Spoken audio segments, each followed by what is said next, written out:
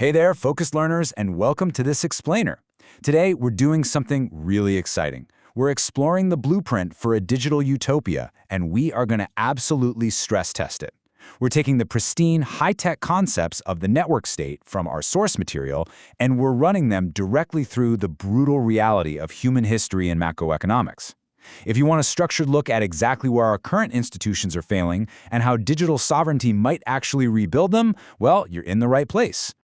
Okay, let's dive right into this. Just imagine for a second if you could literally unsubscribe from your country, like exactly the same way you'd cancel a streaming service on your iPhone.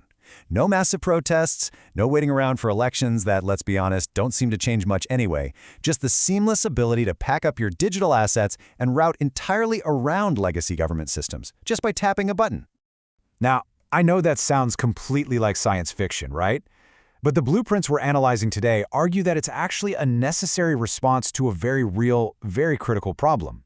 The whole premise is that we're currently trying to run a hyper-fast 21st century world complete with this overwhelming tsunami of information on 19th century political operating systems. And according to the sources, those legacy systems, they are crashing hard. So phase one, the diagnostic. Let's take a look at this system failure. To really understand why things are breaking down, the sources point us to historical cycles, specifically late-stage periods defined by massive debt and intense internal conflict.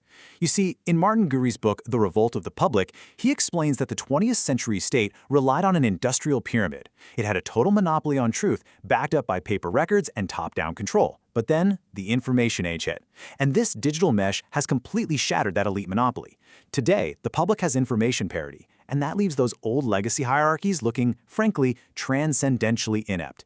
And this brilliantly illustrates James C. Scott's concept of seeing like a state. The core argument here is that centralized planning almost always fails because it tries to force complex, messy human societies into rigid, machine-tooled, legible grids. But real functional order, it's always parasitic on what he calls meatus. That's the informal, living connective tissue of practical, local knowledge. When a state tries to destroy that meatus just to force compliance, the whole system becomes incredibly brittle. And adding serious fuel to this fire is a dynamic that historian Peter Turchin calls elite overproduction. Think of it like an incredibly high-stakes game of musical chairs. Our current educational systems are churning out, say, 100 highly ambitious, educated managers, but there are only 10 actual seats of power available. So what happens to the 90 unseated elites? Well, Turchin posits that they use their skills and their education to actively tear down the exact same system that denied them power, and that drives immense political volatility. Which brings us to phase two, the core patch, specifically cryptographic truth. Now, what's really interesting about this transition is that if legacy institutions and their paper records are failing us, the blueprints suggest we need a massive epistemological shift to rebuild baseline trust. We're looking at a proposed move away from subjective, highly weaponized political power, which basically relies on trusting fallible humans running centralized institutions. Instead, this new model relies on objective, verifiable technological truth. It shifts trust entirely over to the immovable logic of math and cryptography. Let's define what that actually means in practice. Cryptographic truth utilizes a blockchain to create an indelible, computable ledger of record. Authors Michael Casey and Paul Vigna explain this beautifully. They call it a truth machine or a God protocol.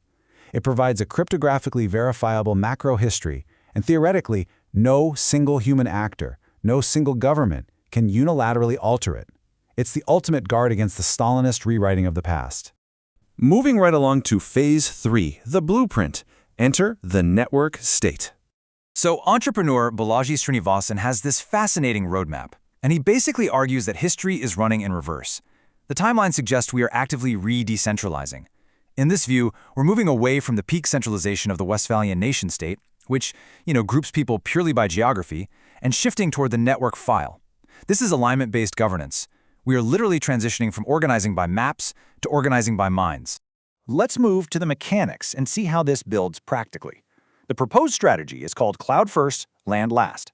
Step 1, you start with a startup society. This is an online community aligning around a strong moral premise, basically a one commandment. Step 2 is the network union, where they build digital trust and collective economic muscle. And only after firmly establishing that trust do they reach step 3, the network archipelago. That's where the community actually physically manifests by crowdfunding real-world distributed nodes all across the globe. And this whole ecosystem is supported by what's called a sovereign network stack.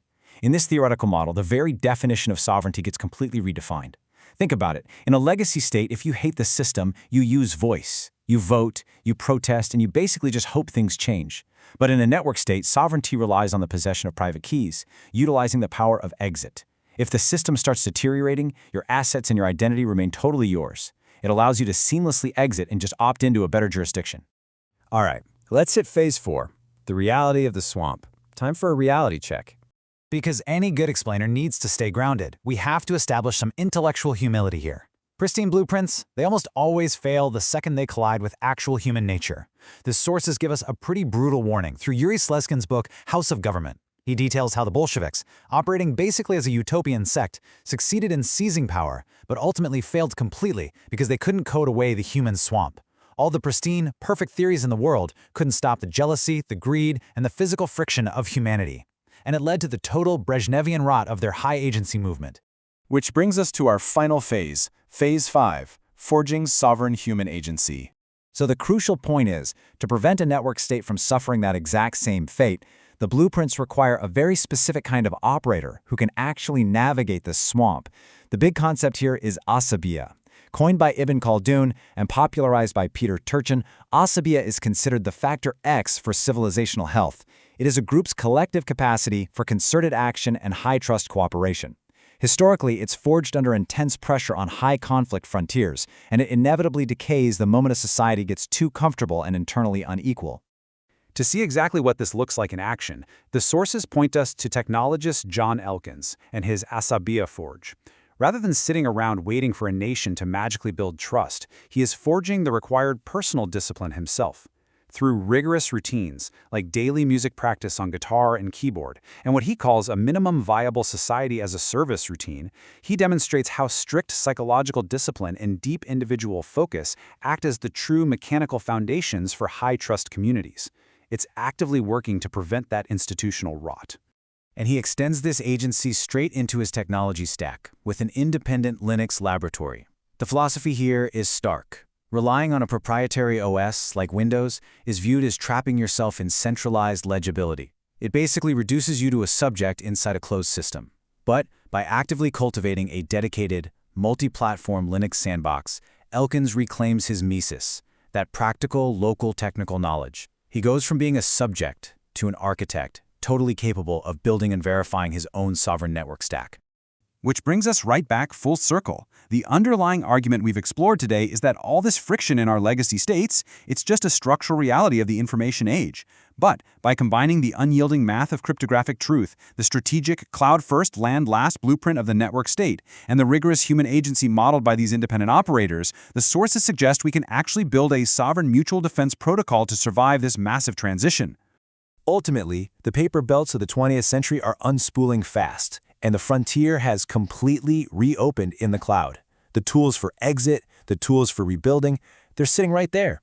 So the only question left to ask yourself is, are you ready to architect your own sovereignty? Thanks so much for learning with me today, and I'll see you in the next explainer.